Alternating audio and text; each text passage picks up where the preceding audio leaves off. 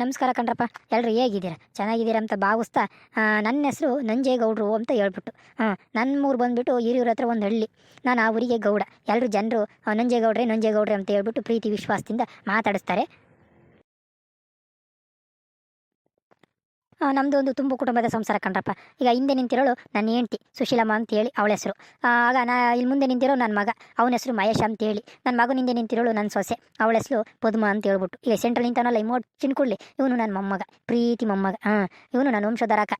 ಇವನ ಹೆಸರು ಬಂದ್ಬಿಟ್ಟು ತಿಲಕ ಅಂತ ಹೇಳ್ಬಿಟ್ಟು ಹೆಸರು. ನನಗೆ ಒಬ್ಳು ಮಗಳು ಕೂಡ ಇದ್ದಾಳೆ. ಅವಳನ್ನ ಕೊಟ್ಟು ಮದುವೆ ಮಾಡಿದ್ದೀನಿ. ಅವಳ ಪಾಡಿಗೆ ಅವಳು ಗಂಡನ ಮನೆಗೆ ಸುಖವಾದ ಸಂಸಾರವನ್ನು ಮಾಡ್ಕೊಂಡು ಆರಾಮಾಗಿದ್ದಾಳೆ.